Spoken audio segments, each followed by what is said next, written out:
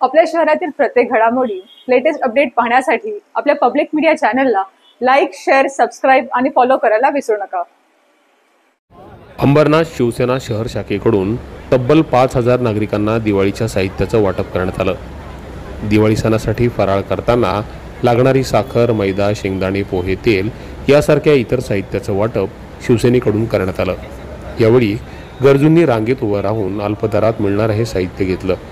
गेल्या 15 वर्षापासून उपमुख्यमंत्री एकनाथ शिंदे आणि खासदार डॉक्टर श्रीकांत शिंदे यांच्या माध्यमातून अंबरनाथ शहर शाखेच्या वतीनं गोरगरीब गरजू नागरिकांना दिवाळी सण साजरा करता यावा या उद्देशानं हा उपक्रम राबवला जातोय। या उपक्रमाला नागरिक उत्स्फूर्त प्रतिसाद देतात। गेल्या 15 वर्षांपासून शिवसेना शहर शाखा आणि शिवसेना कुंटवली विभागीय शाखेच्या वतीने शहर प्रमुख अरविंद वाळेकर साहेब यांच्या नेतृत्वाखाली आम्ही या अंबरनाथ शहरामध्ये आणि या कुंटवली विभागामध्ये दिवाळीचं फराळाचं साहित्य वाटप जे आहे ते आम्ही इथे करत असतो।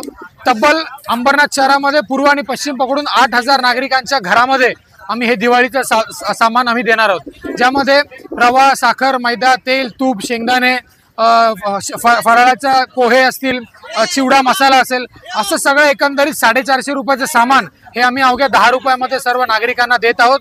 याचा एकच उद्देश आहे, 80% समाजकारण आणि 20% राजकारण आमच्या बाळासाहेबांनी आम्हाला जे शिकवलंय आणि एकनाथ शिंदे साहेबांच्या आणि खासदार श्रीकांत शिंदे साहेबांच्या मार्गदर्शनाखाली आम्ही जे काम करतोय त्याच्यामुळे कुठेतरी नागरिकांची दिवाळी गोड व्हावी, नागरिकांना त्याचा एक आनंद मिळावा, याच अनुषंगाने आम्ही अंबरनाथमध्ये हा उपक्रम राबवलेला आहे। शहर प्रमुख अरविंद वाळेकर यांच्या संकल्पनेतून 15 वर्षापूर्वी दिवाळीत हे साहित्य वाटपाची संकल्पना उदयास आली। त्यानंतर फक्त कोरोना काळ जर सोडला तर अविरतपणे दिवाळी सणामध्ये अशा प्रकारे गरजूंना अवघ्या 10 रुपयात अशा प्रकारे फराळाचं साहित्य वाटप केलं जातंय।